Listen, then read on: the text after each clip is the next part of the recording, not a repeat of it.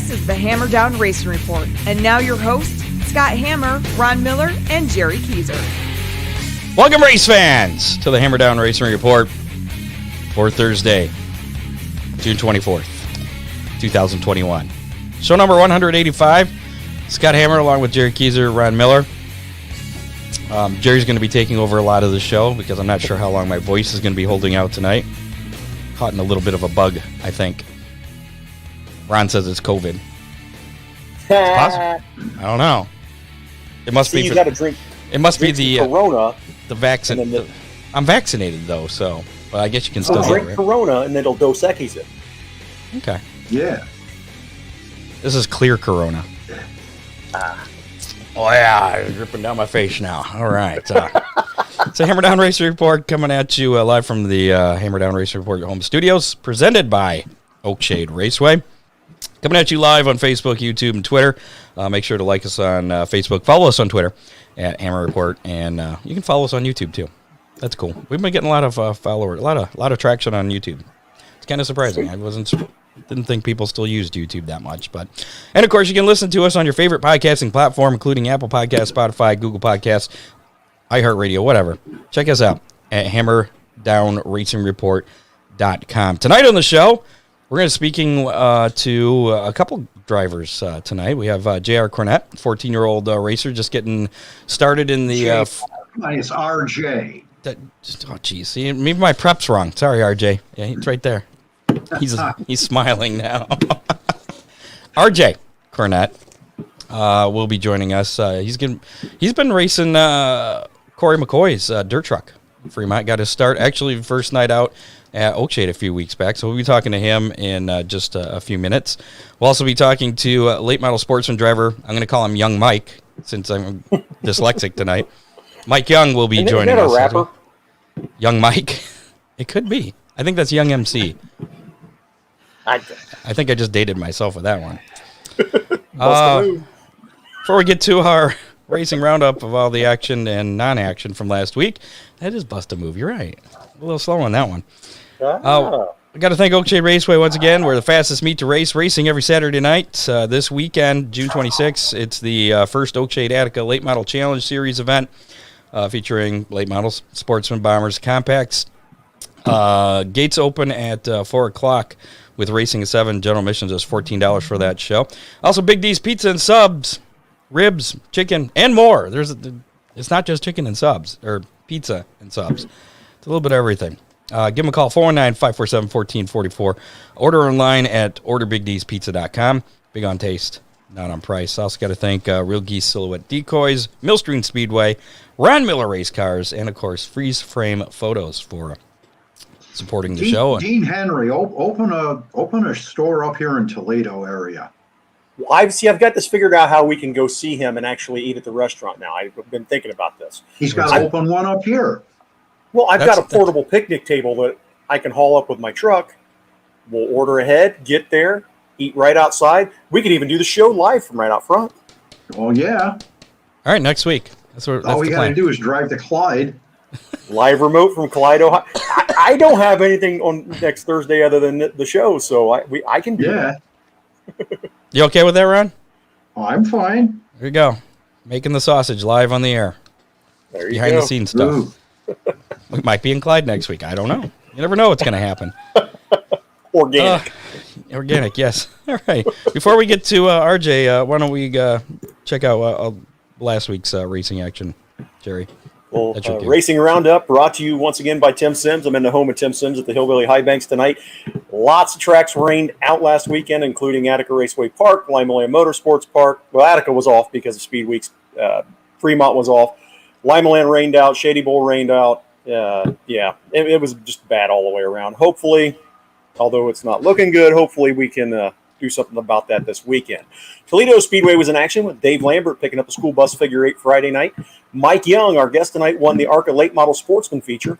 Jacob Thomas sped to victory in the factory stock feature. Dennis Wisman Jr. won the figure 8 feature.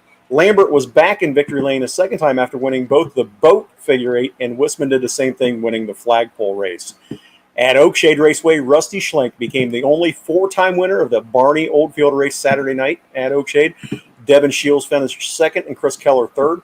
Rusty Smith won his 4th consecutive sportsman feature over Josh Robertson and Carter Murday. Colin Schilt got an easy Bomber A main win over Jeff Folks Jr. and Adam Lance. At Flat Rock Speedway, it was Carson Hocevar winning the 125-lap ARCA CRA Super Series feature. Carson Lucas won the CRA Junior Late Model feature, and Greg Stute took win number 3 in the Street Stock feature.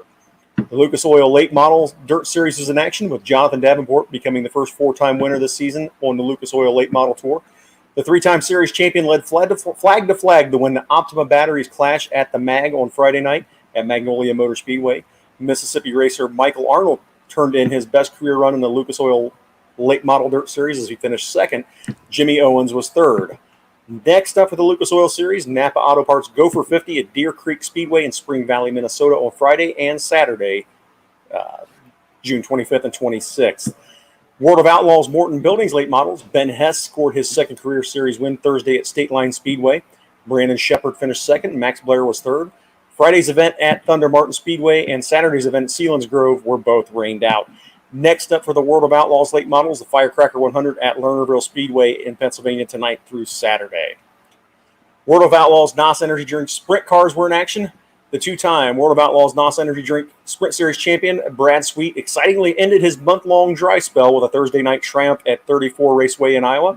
Sweet took the lead on lap 20 and crossed the finish line 2.195 seconds ahead of Carson Macedo. David Gravel was 3rd. Donnie Schatz, you ever heard of this guy? 10-time Outlaw champion? Never. He collected his milestone 300th career victory after being in a season-long drought. But he did it in thrilling fashion on Friday at Dubuque Fairgrounds Speedway in Iowa. Schatz inherited the lead on lap 12 and drove away from James McFadden to take the victory by almost a full second.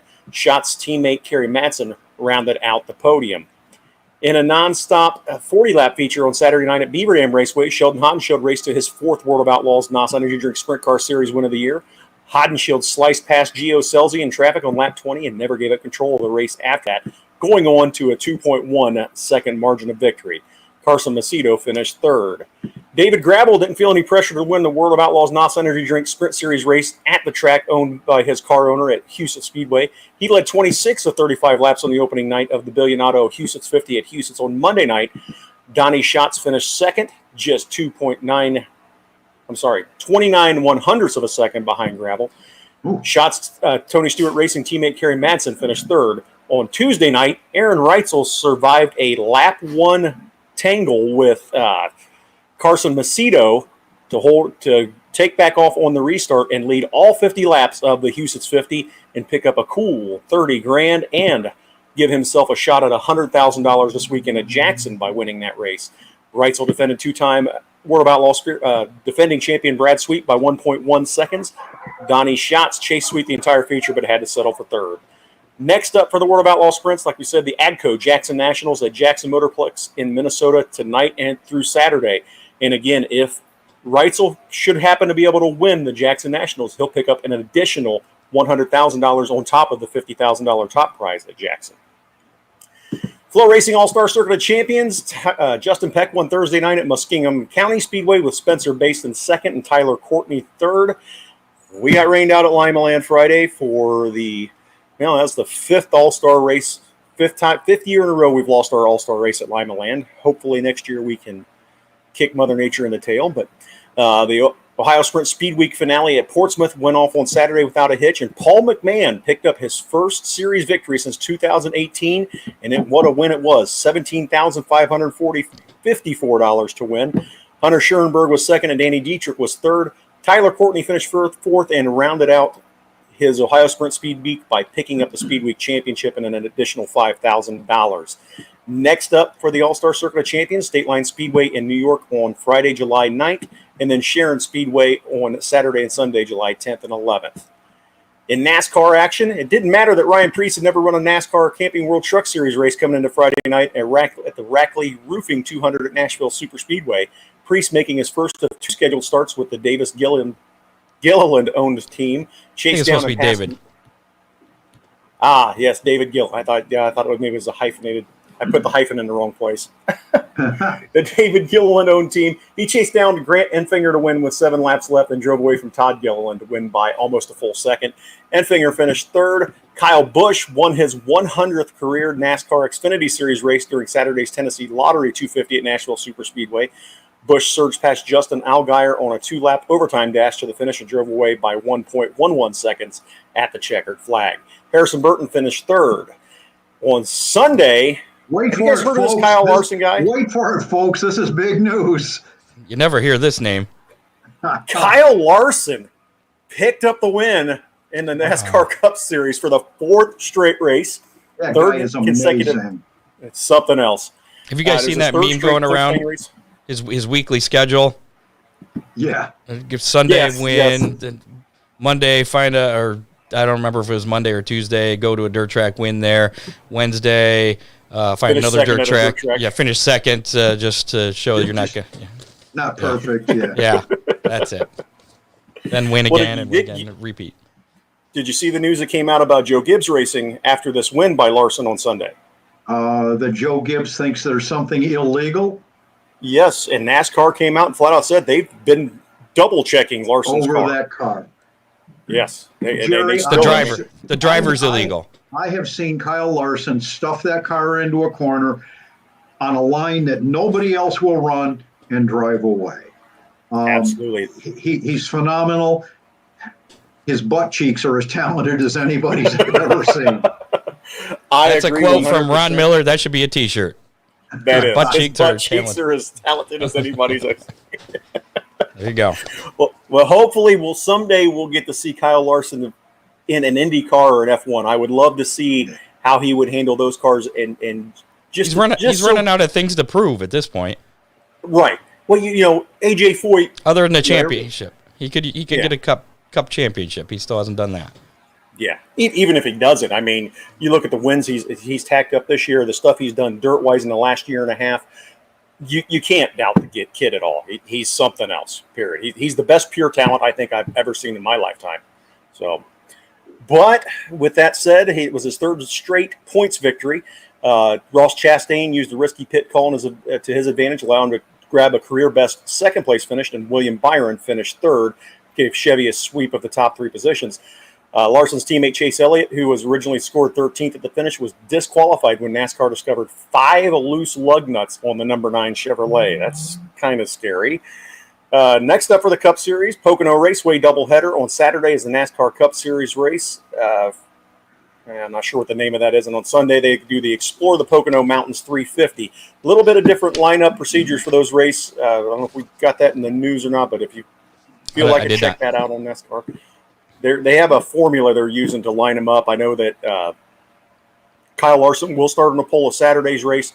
Sunday's race, they will invert the top 20 finishers from Saturday, and then everyone else will start straight up by the way they finished on Saturday. So to figure out your you said that they checked the lug nuts on the 9 car and that they found them loose. Now they checked those with a torque wrench, so it doesn't mean that they were loose and falling off. It just meant that they didn't quite meet the torque spec. I don't know if it's as dangerous as it seemed, and their pit wrenches are set to a specific torque that should meet or exceed NASCAR specs. They could have had a faulty gun. I'm sure that it was not anything that was intentional. Well, absolutely. I would never expect that. The crews are, they're just as good about keeping the driver safe as anybody. They don't want to put their driver in any kind of, scary situation. So, yeah, no worries there. I think they'll bounce back, and I'm sure we'll see Chase Elliott at least finishing second to his teammate once again here real soon. Sunday at Road America, the IndyCar Series was in action with Joseph Newgarden once again dominating the race, only for his car to suffer a mechanical failure during a restart with 2 laps left. That handed the lead and victory to Alex Palou. Colton Herta finished second, and Will Power rounded out the podium. Next up for the Indy cars, the Honda Indy 200 in Mid-Ohio on Sunday, July 4th at noon on NBC. In the Camping World SRX Series, Tony Stewart got his first ever win as a driver at Knoxville Raceway in Iowa on Saturday night by picking up the SRX event win. Haley Deegan, who was subbing for Tony Kanaan, finished second, and Ernie Francis Jr. was third. Next up for the SRX Series, this Saturday at Eldora Speedway at 8 p.m. on CBS. In other notes from this past week. Buddy Kofoid won his 6th and 7th victories of the year during the Illinois Speed Week for the Lucas Oil Power Ride National Midget League. He's something else, too. He's one of those guys that I don't know if we'll see him go to NASCAR or not, but he's definitely going to be a force to be reckoned with on dirt for quite some time. So congratulations to Buddy Kofoid. Lot of talent. Yes. Dirt Car Summer Nationals updates. Last Thursday at Kankakee, Illinois, Devin Moran picked up the win. Big D. Dean Henry was happy about that. Yes, absolutely. And Devin's been doing a great job every night. He's been right there in the top 5, I think, every one of the first week races. I know he's not planning on following the whole Hell Tour, but it's been fun to watch him in the ones he's been in. Mm-hmm. On Friday at Tri-City, Illinois, it was Tanner English picking up the win. Fairbury Speedway on Saturday, Shannon Babb. Sunday, Plymouth was rained out. LaSalle Speedway was last night with Brian Shirley picking up the win. Got to talk about the elephant in the room for the modifieds during Hell Tour. Nick Hoffman, undefeated. Every race so far he has won in the modifieds during Hell Tour. It's going to be fun to see how that plays out. I'm going to tell him you called him an elephant. You know every one of these guys is going to be gunning for him every time he's on the track now. So it's going to be fun to watch. They're at Spoon River Speedway tonight in Illinois, Sycamore Speedway on Friday. It rained out tonight. Did they rain out? Spoon River, I guess I didn't send that updated prep to you. But, yeah, storms in the weather forecast throughout the day forced them to it's actually been postponed, I should say. Dirt Car and Spoon River Speedway officials rescheduled it to July 7th is going to be the makeup for tonight's. Well, Sycamore Speedway in Illinois will be in action tomorrow for the Hell Tour, depending on the weather. Obviously, this next couple of days is going to be hairy in a lot of places. I-55 Speedway in Missouri, Jacksonville Speedway, Illinois. On Sunday, Beaver Dam Raceway in Wisconsin on next Wednesday, and Davenport Speedway in Iowa next Thursday. And that'll do it for this week's Racing Roundup. Back to you, Scott. Well, we got Royce Cornett. We're going to bring him here in just a second. First, got to mention Real Geese Silhouette Decoys, the most technologically advanced goose and duck decoys ever produced. They're manufactured here in the U.S. Check out realgeese.com or call 419-800-8100. Check out some of the Real Geese products on sale on the website there, realgeese.com. Also, contact Freeze Frame Photos for all your racetrack photos, whether on the track or in Victory Lane. They meet all your photo needs. Photo shoots by appointment. Give them a call. 419-476-9978. And they have, I don't know if you guys seen, they have some new products. They're doing, excuse me, the can. I'm getting all choked up about it. They're doing the can koozies and calendars, custom calendars too.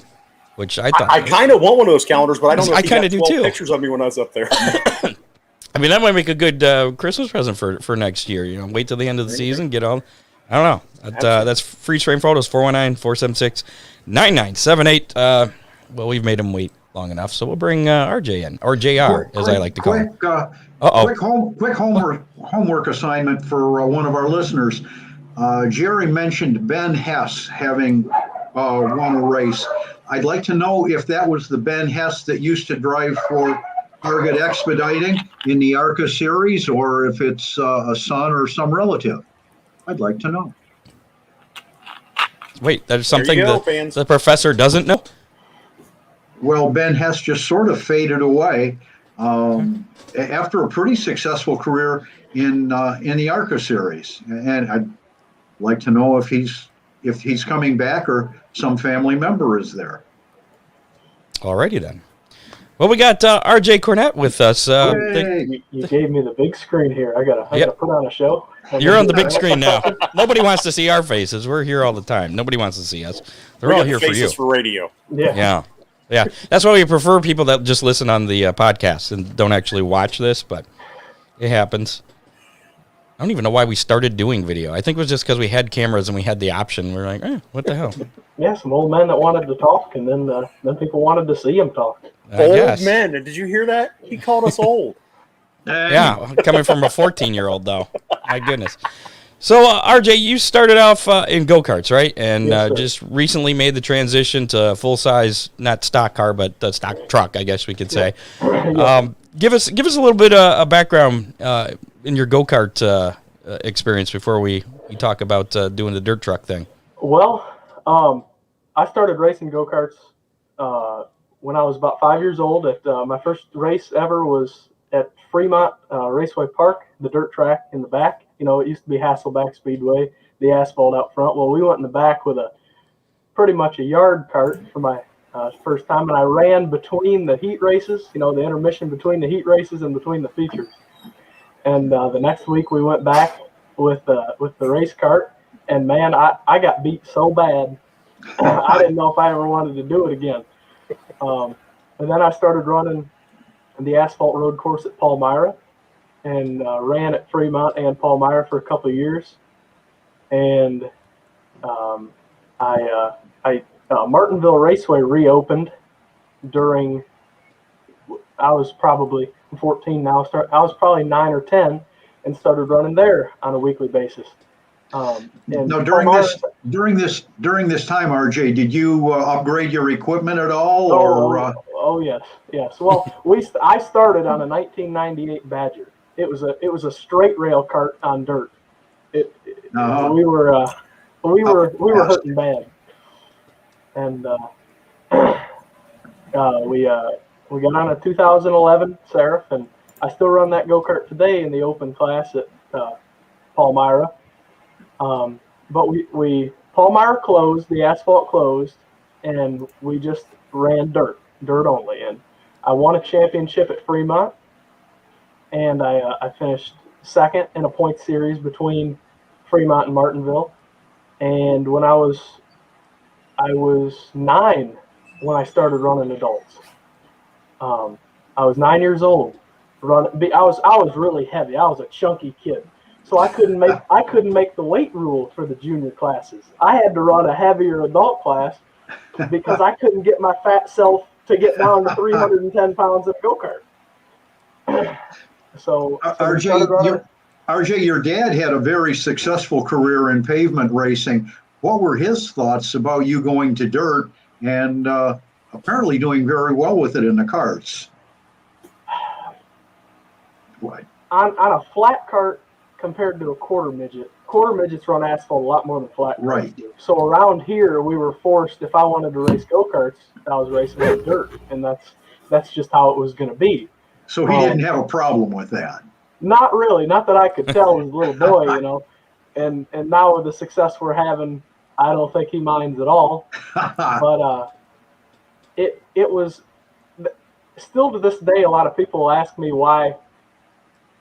My uncle Randy raced Toledo Speedway and Flat Rock on asphalt. My dad raced Toledo and Flat Rock asphalt all their lives. And why is Cornett's kid following a dirt path? And doing it very well. Well, I'm trying. I'm giving it my best effort. But I just followed it because that's all there was to follow around here. They weren't drawing enough go-karts on asphalt to run. So I won a couple championships, and then they built a dirt track out behind Palmyra's road course. And it's been open. This is the 4th or 5th year, and I've run a race in every year, and for the past 3 years, I've run on a weekly basis, winning 2 championships, and this is the 3rd year, and I'm hoping to win my 3rd in a row. Scott, Jerry, at Palmyra, if you beat RJ, you've had a heck of a night. So you're still racing at Palmyra then? Yes, sir, I am. I'm racing on Friday nights at Palmyra and Saturdays in the dirt truck at Fremont. I'd usually be running another go-kart on Saturdays at either Martinville Raceway or Cridersville Speedway. That's what I was going to ask, if you travel down to Cridersville or any of the other tracks, especially when they have the big money shows. Yes. I've gone to Cridersville. I've gone to Little Eldora. I've run at a lot of racetracks, some that have closed. Great Lakes, I've run there. That's my best record. I ran there one time and I won. And I'll take my 100% win ratio at Great Lakes. And then they closed. I've ran at a lot of racetracks. My dad's dragged me around in that big blue truck for a while. Now, just for our listeners that may not know, your dad's Royce Cornett. Drove the number 8 at Flat Rock, I believe Toledo as well. is he I guess is he actively involved in your racing of the heavily. go-karts and the dirt truck now? The truck is very new to us. Okay. So Dad has taken a step back because it's owned by Cory McCaughey.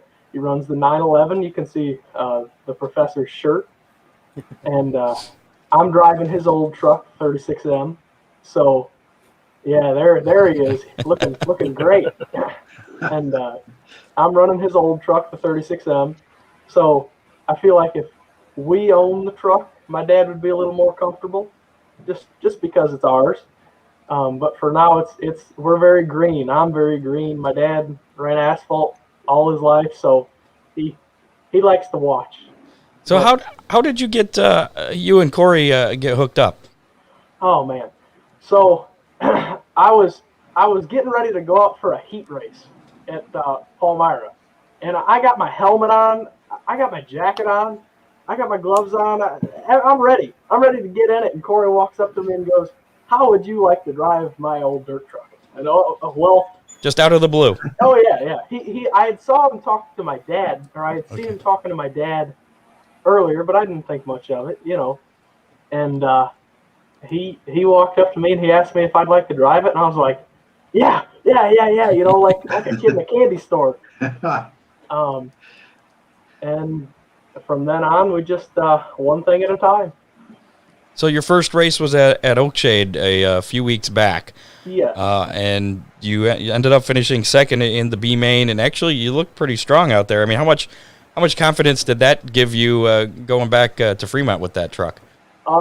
It gave me a lot of confidence because trucks are on leaf springs. A lot of those cars are on 3 bars, and I felt if we went to Fremont, we'd be on a level playing field. If I could run that well against 3-bar cars on 4 barrels that are a lot lighter than me, I could go to Fremont and run really well. And our first night at Fremont was plagued with some bad luck. I took my dad's steering wheel out of his late model because when I was driving the truck at Oakshade, I felt like I didn't have enough leverage. So I thought, let me take my dad's 19-inch wheel and put it in this truck. And I went out for hot laps, which at Fremont, hot laps is almost like you're qualifying. You draw a pill for your starting spot in a heat race, but they give you your lap times and stuff. And it was like driving a boat. I couldn't do anything. And I came in and I heard them running down they only gave the top 10 and I was 9th. Well, I thought it meant I was 9th out of the 10 guys out there. So I was a little disappointed until somebody brought up Race Monitor to me and said, "No, you're 9th out of 28." And I was very excited and went up for my heat race, and I was running 3rd for about 2.5 laps, and the right rear leaf spring started to bend. Truck got very tight, undrivable, and I finished 5th. I had to go into a B main. We adjusted the truck to the leaf spring because we didn't have enough time to change it. And I ran the B main like that. They were taking 4, and I ran second most of the race, and it was getting worse and worse. And I ran second most of the race, and it eventually got so tight that I pushed up the racetrack, and I finished 3rd. So I transferred. We changed the spring. I started 19th out of 20 in the A. I was up to 11th or 12th by lap 6 and got a flat left front. It was and Cory in the 911 had broken a right front shock, so he was only 2 spots in front of me. And if I'd have beat that old guy in my first night in the truck at Fremont, I'd have never let him live it down ever. I was going to ask if there's a unspoken rule that you're not allowed to beat Cory. I'll tell you word for word what I was told. Okay. If I let him beat me, I'm fired on the spot. That's a good rule. So if I would have beat him, I'd have brought him the cake the next week. His retirement cake. You're done now. So what's the plans for the rest of the year? You plan to run the dirt truck on Saturdays then for the rest of the season? Yes, sir, I do. Okay. And doing the go-kart as well on Fridays? Yes. I plan to. Is there any chance of rebranding the 36M with maybe an 8 or something? I have to earn my number. Okay. That was agreed on by me and Cory. I didn't want to go straight into being the number 8 without, that's Cory's number, the 36M, and I didn't want to just take it from him without proving anything first. So I hope that. And the 8 was your dad's number, so 8 was Dad's number. Yep, and I'm the 8 in go-karts, so I plan to be the 8 in the trucks. That's a good number. I like that number. Well, thank you. that's the number. I don't like it Scott's when it goes car. past me. Oh, wow. Get used to it. The 8s are fast. They're crazy. Crazy 8s. That doesn't. I'm coming up and racing against the Bombers next week. You've heard it here. So what's your long-term plans? I mean, are you going to stay racing on dirt? Do you ever plan to go to asphalt? What's where you want to end up at, say, Where 5 would you years down like the to road? be? Yeah. You know that Kyle Larson guy? Never heard of him. Never heard of him. Yeah, I plan to wax him every week. There's There's my future goals in racing. Okay. that's a challenge. I want to be I want to be better than Kyle Larson. Okay. And he is the best driver I have ever seen, and And you paid attention to racing your whole life. yes, I as long as I can remember, I was sitting at Flat Rock in the stands on Saturday nights watching my dad until we started racing. So I've been around racing forever, and the best driver I have seen is Kyle Larson. So what's the roadmap look like to get there? I mean, are you going to stay on dirt, maybe go up to sprints or late models? I mean, what path would you like to take to get there? What path would I like to take would be run the dirt trucks for a while. Hopefully get put in a 305 ride, run well in a 305, get in a 410. After I'm ready to be in a 410. I don't want to be one of those guys that goes out there way in over their head, just causing a ruckus among the field because he thinks he's going to be the next Kyle Larson. Is there a lot of those? There's a lot of those. All right. Any names there? You want to? Yeah, I don't want to get you in trouble. I don't want to get you in trouble. Yeah. Okay. RJ, let's back up just a little bit. Why was Cory at the go-kart track? So Cory, it's a long story how these two met. A man named Brian Jacobs and Cory became friends, and Brian has a daughter that wanted to get into racing, and Cory had a go-kart and tires and a motor, and they got into racing, and they went to Palmyra. And Cory, That's the story. That's about all. It happens. I thought it was a long story. I was sitting back waiting for a huge story. You should have got your popcorn ready. Okay, yeah, exactly. Well, so Cory has a team driver in the go-karts, and he has a team driver in the trucks, and he races the trucks. So he's got a pretty full plate. He does, and I appreciate all the work that Cory does for me. If it wasn't for Cory, I'd probably still just be racing go-karts. I'm very blessed. I have a lot of help behind me. I have a lot of people that support me. I grew up in a racing family. I've got one of the best coaches I could ever ask for, and my dad, Royce Cornett. Like everything that I can do now, I can thank him for it. are you friends with the Linders at all? I hear they take in young drivers. I want to be very close friends. Okay. With the Linders. I was just wondering. Yes. Is there any kind of agreement between you and Cory for running the dirt truck beyond this year, or is that just something that's too far in the future at this point? That's to be determined. Okay. Keep the You got to truck earn in your one number piece. first. Yeah, keep the truck in one piece. Learn something every week. You learn something every night at the racetrack. Just sometimes you got to think about it to find it. Oh, that's pretty deep coming from a 14-year-old then. That's the point of going. I like if that. you go to the racetrack and you say you didn't learn anything, that's your own fault.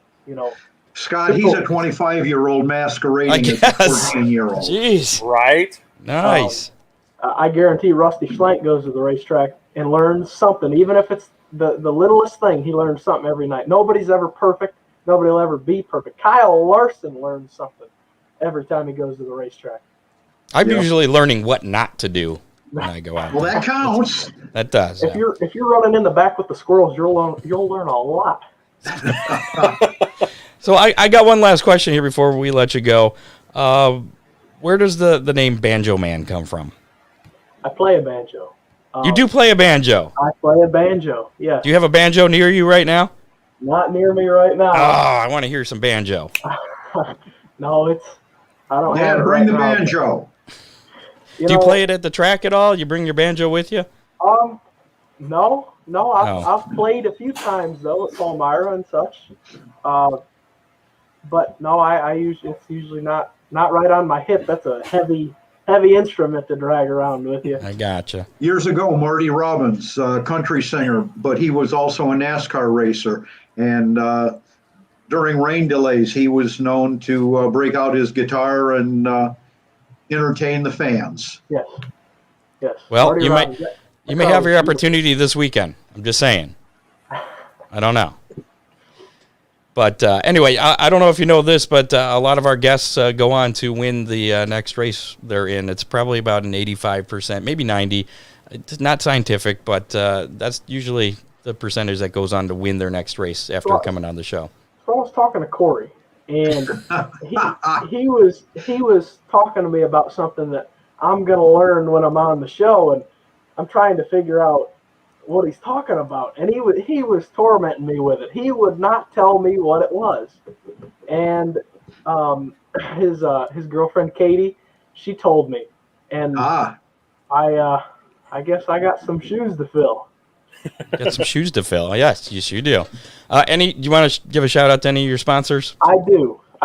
You know, as a 14-year-old, I need a lot of help.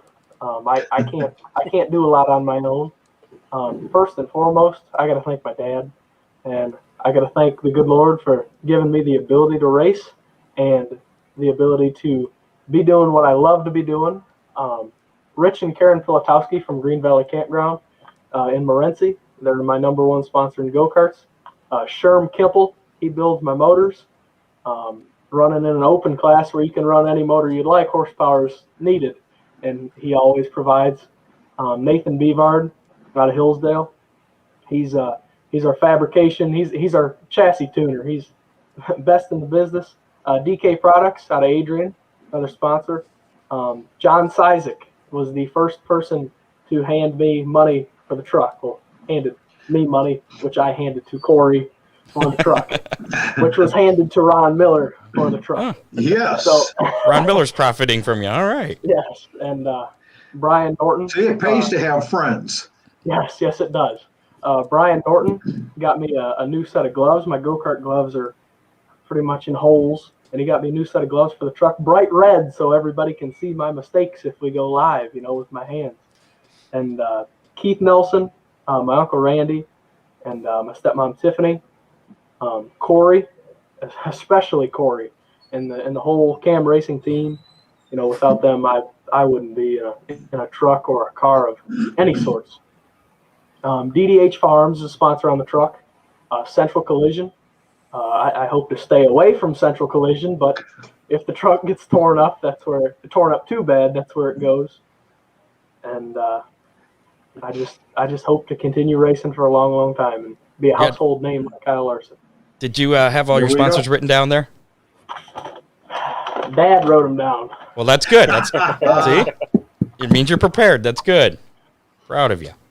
All right, man. Thanks for coming on tonight, and good luck and everything. And definitely keep in touch. Thank you for having me. It means a lot to me, and my dad's in the other room. I can't wait to go give him a hug. He's probably smiling from ear to ear.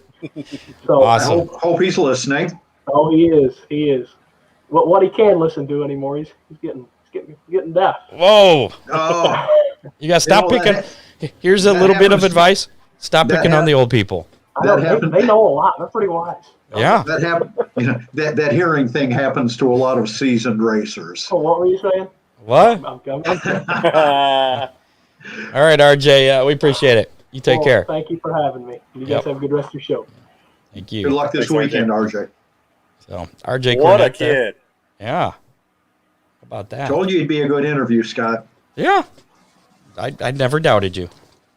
I kind of got picked that up when I was talking to him out at the track at Oakshade there. Real quick, you want to go over the racing news, and then we'll bring Mike Young in here and talk about his win the other day. And I'll be right back, so go kind of slow, but not too slow. Okay. BJ Jolie was hurt in a 602 crate sportsman crash at Grandview Speedway in Pennsylvania after his car spun into the car, hit him at full speed. He suffered a lacerated kidney, fluid around his heart, and a collapsed colon. Jolie used a Kirky full containment seat, Hans device, and an RASTP 5-point harness purchased from Amazon that indicated that it was SFI certified. The problem was that the SFI had never heard of RASTP. They purchased the belts and ran tests on them Monday. The belts seemed to pass the performance requirements of Spec 16.1 specification. SFI will issue a warning to RASTP for having counterfeit labels and a cease and desist. I did just look them up on Amazon. They have no further mentions of SFI on their belts that I saw. So sounds like maybe they did learn their lessons. But NTT IndyCar Series officials confirmed Monday the series will not replace the canceled Toronto round on the schedule, instead opting to stick with the 16-race schedule that they have remaining. The race was canceled due to COVID-19 restrictions in Canada. Jeff Gordon is done as a commentator. He's done it in the Fox Sports booth. After this year, he's been named vice chairman of Hendrick Motorsports, making him the second-ranking team official to chairman and majority owner Rick Hendrick. As vice chairman and co-owner, Gordon will maintain a daily presence at Hendrick Motorsports with a focus on the organization's competition and marketing group. Billy Moyer Sr. announced on Wednesday that his house, his shop, and all his racing equipment are up for sale. Speculation is that Billy has finally decided to call it a career and retire from racing. And that does it for this week's racing news. Scott, we got Mike ready to go? Yeah, my question, though, on that Billy Moyer thing is if he's retiring from racing, why is his house for sale? I mean, do you really need to sell your house if you're retiring from racing? Probably moving to Florida. Yeah. Ew. Is that what old people? Is that what old people do? I don't know. I wouldn't know either. Yeah, RJ thinks we're all. We'll have to get RJ back. Coming up, we have the results of our Twitter poll. Has to do with Eldora Speedway. We'll also have a chance for you to win a Big D's Pizza. We'll play How Many. Right now, though, let's bring in Mr. Mike Young. Mike, how are you? Pretty good, you? Mike, welcome to Hammer Down. What's the show, Ron? Hammer Down Motors or Hammer Down Racing Report. Jeez. I don't know what show we're on. Hold on a second. Old guys. Let me see if I can fix that for you. Nope, I don't have a big logo. Thought maybe you're going to mute my mic. What's that say there? Right there at the top. Racing Report. Live broadcast is about to begin. This is going downhill. Mike Young, congratulations on your win on Friday night. I guess that you're wearing a Terry Rushlow shirt. I'm just now noticing that. Why are you wearing a Terry Rushlow shirt? Because he can. Dude, from War Paint, he had some there, and he threw one my way. Oh, yeah, he threw one my way, too. That's how I got a Terry Rushlow shirt, too. This is probably the only dirt shirt I got, so I figured I'd wear it on a dirt show. Well, we're not a dirt show. We're not a dirt show. Exclusive. I'm the announcer at an asphalt track. Yeah. And Don's like, oh, we got this asphalt guy coming in here. I figured I'd wear a dirt shirt to fit in. Well, who did we have on last week? Jack Franzel. Jack Franzel? Terry Smith? Jack Franzel. Terry Smith, yeah. And we talked about Toledo and Flat Rock a little bit. So Ron sent me a message last night and said that you were pretty excited picking up the win on Friday and asked if we had time to have you on. So I'm like, yeah, sure, we get time for Mike. Tell us about your win and why you're so excited about that. I know you've been caught up in some incidents in prior weeks, but go ahead. We've had to really work on our car this year. We've been in 2 wrecks out of the last 4 races, and it's not been our fault. We've always been caught up in a wreck, and it's just we've been up front and just we've had our bad luck. And last 3 or 4 years, we've never had a really rough season, and now I think it's finally catching up. But we've been battling through it, and we're really close there, and we finally picked one up. And the car that I'm driving now is our CRA car, and actually we haven't had a win on that, but we've had 2 or 3 track records with it, a bunch of poles. It was good to close out with that car. Our other car that we've always won on and raced on is sitting there just for a spare, and it was good to close one out on Father's Day to give my dad a good gift for Father's Day. I've been trying to get him that for a long time, and that was actually a good one to close out for the weekend for him. Mike, is your other car race ready? Oh, it's always race ready, but we gotta put a door on it, fix a fender, and put a foot box in it now since it got crushed in the heat race. But we taped it up and everything for the feature, and it was good for the winter circle for the heat race and the feature. Very good. What does that do for the mentality of yourself and the entire crew to stop all that bad luck and finally punch through it and put the car in victory lane? Oh, well, we were all pumped up, and it just makes us more tougher for the next race. And with last weekend, we gained I think 20 points on the leader, and we were 30 out going in. So now walking out, we're 10 away. We got four races left, so it's going to be a close battle for the championship for my 3rd one. So this is going to be a pretty tough one here. Mike, are all those shows at Toledo, or is there a flat rock thrown in there? The next race is the 17th of July at Toledo, the 62nd anniversary, with late models and sportsmen's and figure eights and factory stocks. And then I think a week or 2 later, we go back to Flat Rock. And then the last 2 races are at Toledo. How's your program at Flat Rock? I know some of the guys kind of blow that one off and just go up there to run around in circles. Since we ever started going back to Flat Rock with a sportsman, we've always hated going there, and we always noted that it's a top 5. If we finish top 5, no wrecks, we're going to be good. But last year, we had some help setting the car up, and we went out with this brand new, the new car for me to Flat Rock, and ran a few laps, and we already broke track record in 5 laps. We pulled it in, and then we went out for qualifying, and then broke the track record the first time. So we were pretty well pumped up, and I was pretty excited Dad was excited that I wasn't bitching about the car not turning, and the car was jumping. So when we go, I think we finished 3rd that night, and then the second time we go back, I beat my track record again, and then I think we finished 3rd there. So we haven't won a race there yet. My last race was in 06 in the 4-cylinder, so it'd be nice if I can get a future win there at Flat Rock and get them both there. Sure. Now, the championship you were talking about, you talking Toledo Speedway points, or? They're both combined, Toledo Flat Rock. Okay. So right now, if these points are updated, and it looks like they are, you're 10 points behind Greg Stillwell Jr. Yes. So, and he's been having a heck of a year this year too. Yes, he is. Now I was at the first race of the season at Toledo, that Sunday afternoon deal, and you and I don't remember who it was battling for the lead, and you guys got all messed up there. Your car got pretty banged up, but you went to the back, and I was watching you come back up through the field. And where'd you finish? 3rd or 4th in that race? Finished 4th that day in the nose, and it was we're going around a lap car on lap 4 or 3 or 4, and the leader was at the bottom and decided to jump up the second groove. And I already had momentum, and it was just a racing incident. He backed up, checked up, and I was already there. And it was after that, and I came in, the crew duct taped the whole nose up, and I just went balls to the wall, knowing that what worse else can happen? It's already wrecked.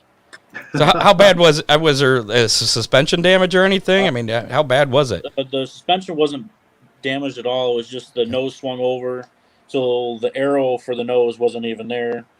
and there was a bunch of holes and everything, so it was really, really tight, and I had the wheel cranked to get it to turn, and then, of course, loose off. But I adapted to it and drove my ass off to the front because there was points, and I was going for points, and I was already heated because it was only on lap 4. Now, it probably was coming to the checkered, but only on lap 4 at the first race. So that was and of course we haven't raced all summer long the year before in 20 because of that's COVID. true. So a lot of people are a little rusty. But I did go racing at Palmyra and did watch RJ wax the foot times, and he raced against me a couple times, and there's no way that I could beat him. He's a hell of a. So you're thankful he's not in a late model sportsman then? Yeah. Probably. Maybe someday he could fill your shoes.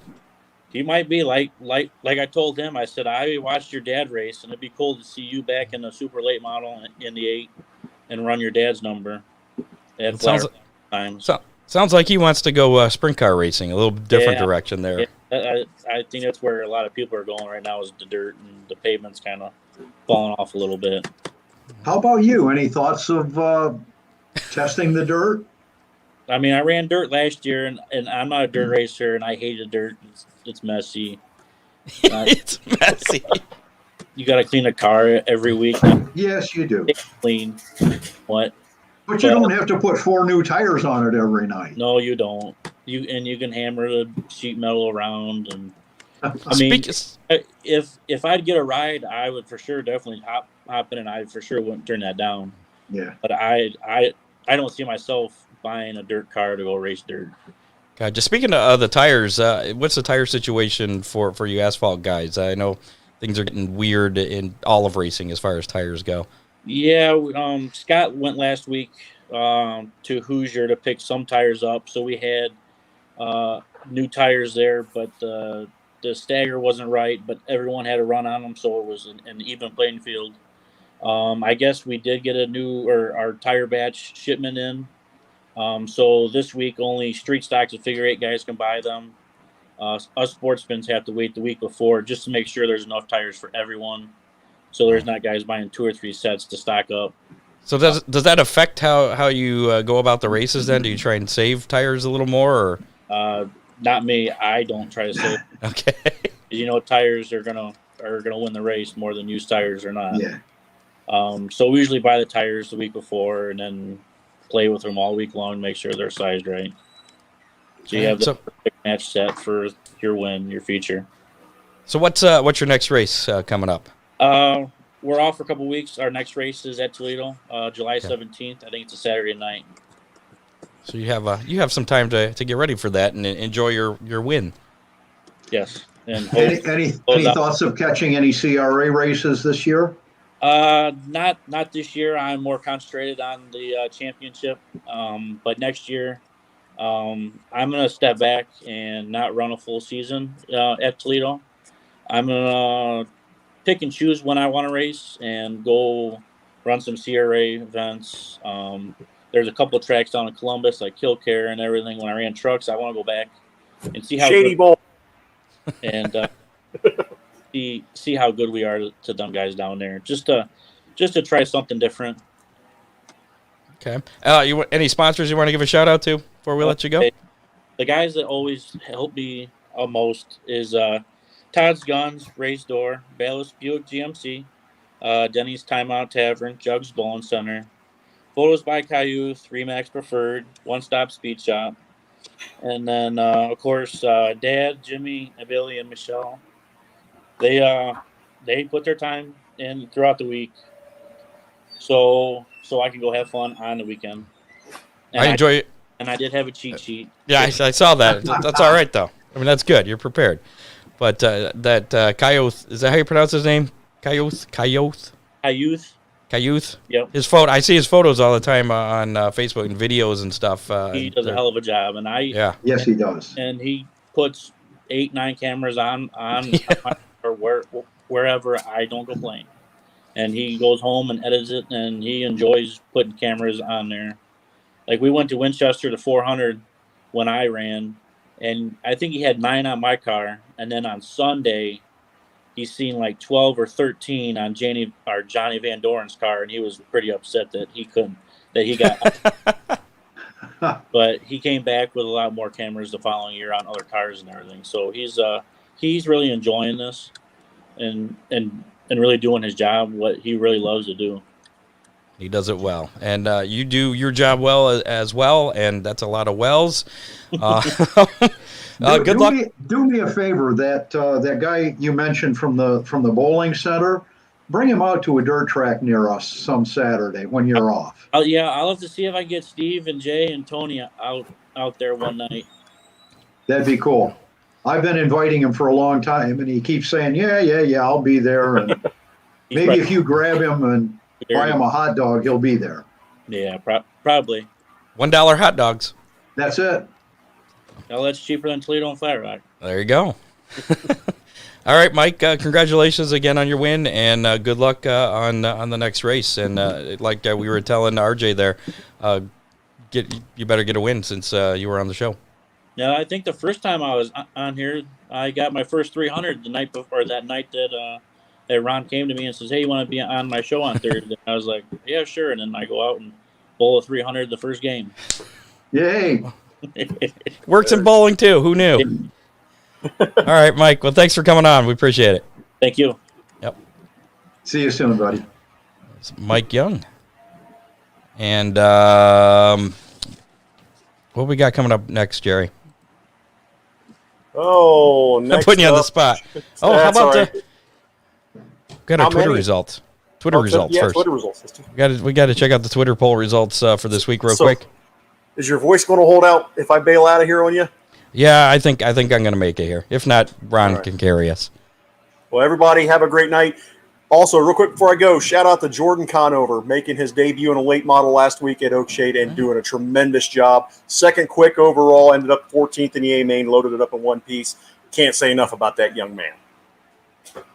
All right, then. Enjoy your All right, guys. your racing stuff there. I'm Your going iRacing. All right. You guys have a great night. All right, you too. See you, Jer. See ya. So this week's Twitter poll was, which event do you prefer at Eldora? They've had some big, well, I mean, they have big races, the King's Royal, the Dream, the World, all that stuff. But this is more about the races with the NASCAR guys. It started off with the Prelude to the Dream, where a bunch of NASCAR guys would be driving the late models, and then they started the truck race there, and now it's the SRX series scheduled to make their debut there this weekend. So that was the poll, and apparently the Prelude to the Dream was by far everybody's choice.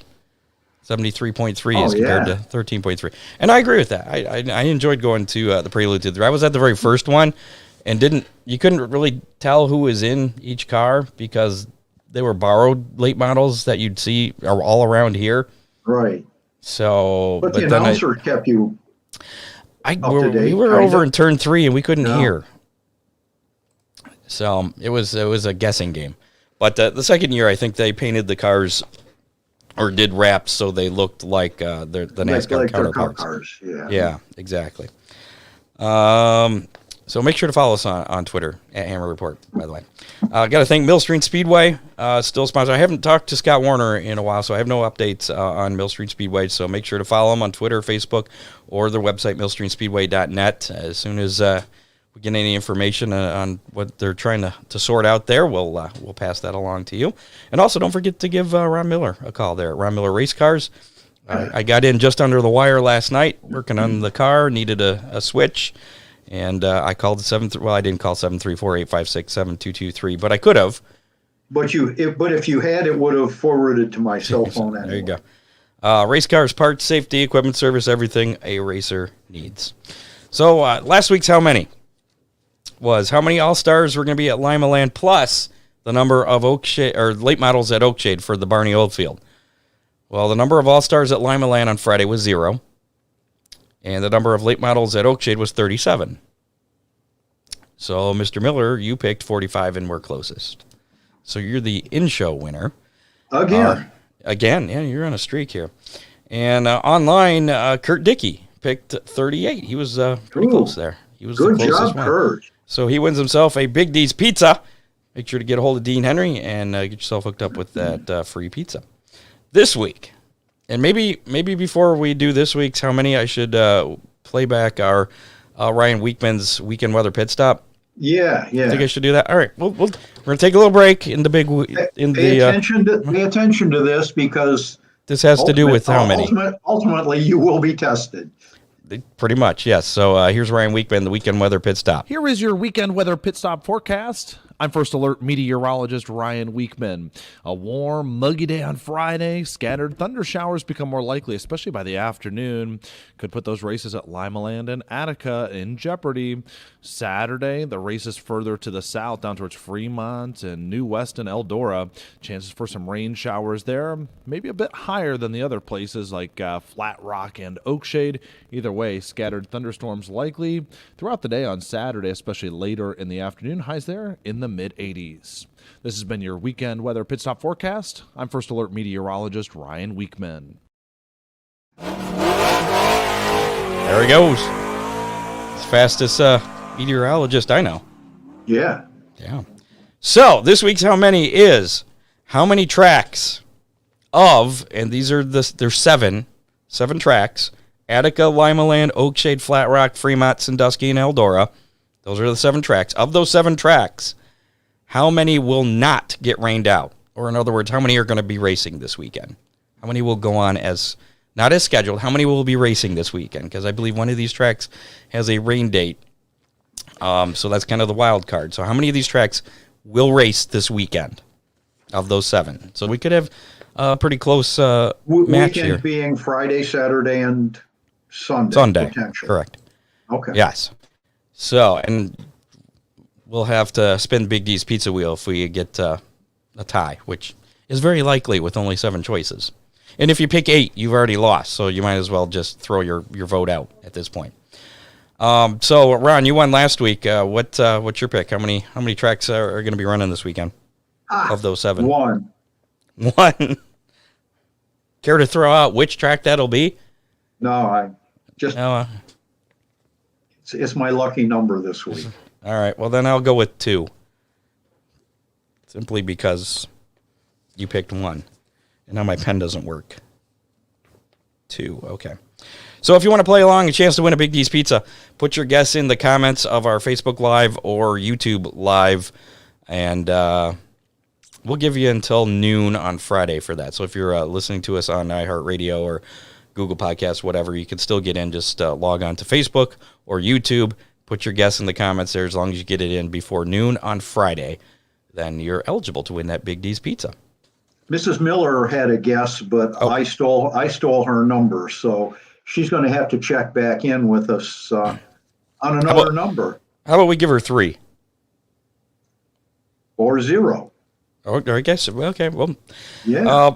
Here's your races that are scheduled as of right now for this weekend. Coming up tomorrow night.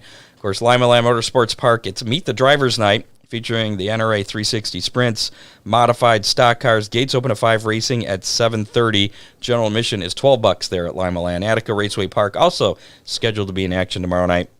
It's Burns Electric, Bauman Auto Group night, Advanced Drainage Systems night as well, because you got to have 3 sponsors in there for that. It's Attica Fremont Championship Series 410 Sprint event, the Attica Raceway Park Oakshade Late Model Challenge Series, and the 305 Sprints.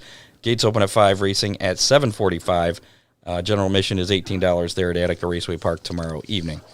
Saturday night, we have Oakshade Raceway scheduled for action with the Oakshade Attica Raceway Park Late Model Challenge Series.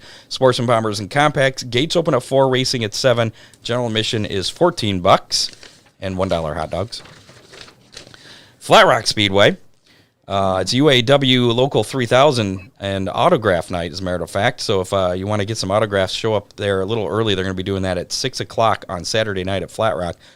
They'll have the Outlaw Super Late Models, the Figure 8s, and the Street Stocks. Pit gates open at 2:30, spectator gates at 4:30, and racing at 7. General admission $15 up there at the Level Pebble. Fremont Speedway, it's a Willys Sales and Service Night featuring the Attica Fremont Championship Series 410 Sprints, the FCS 305 Sprints, and the dirt trucks. You can check out RJ Cornett racing up there. And hopefully representing us well. I dropped my pen.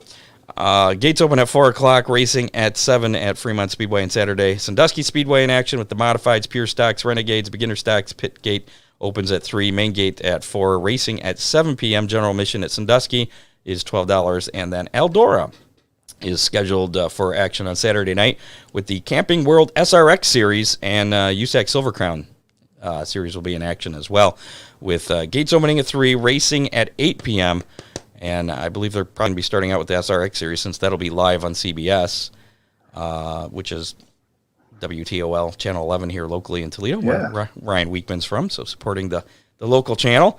General admission $30 if you do plan to attend that race tomorrow night at Eldora. So, tomorrow night or Saturday? Saturday night. I'm thinking I'm on Friday. I don't know. I've been taking too much NyQuil.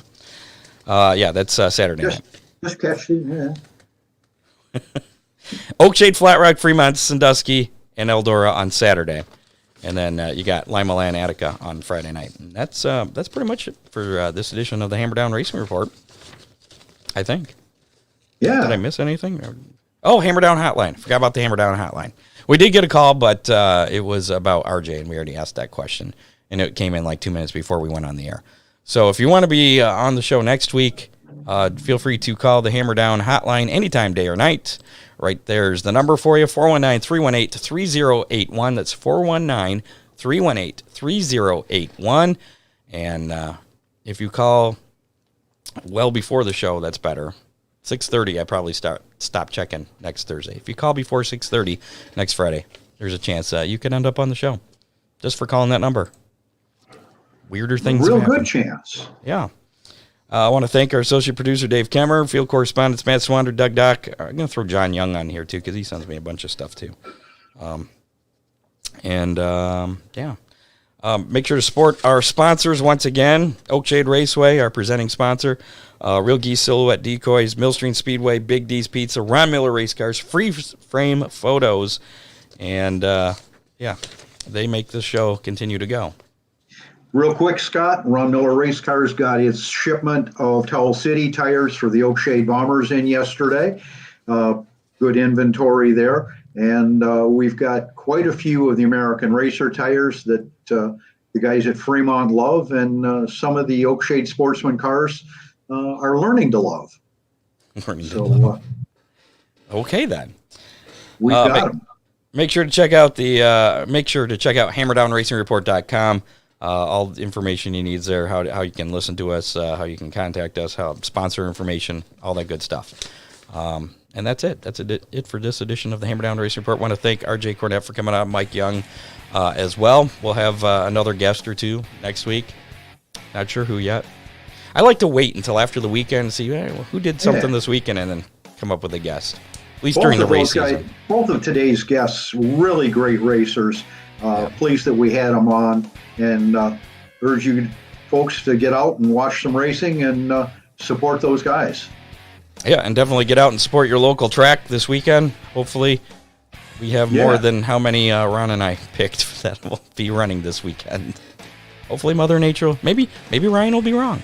I think I saw earlier that it sounds like the system's supposed to be staying more off to the west. But I am also not the world's fastest meteorologist. Right. So, we're out. We'll see you next Thursday. See y'all. You have been listening to the Hammer Down Racing Report, available on demand on iTunes, Google Podcasts, Spotify, or your favorite podcasting platform.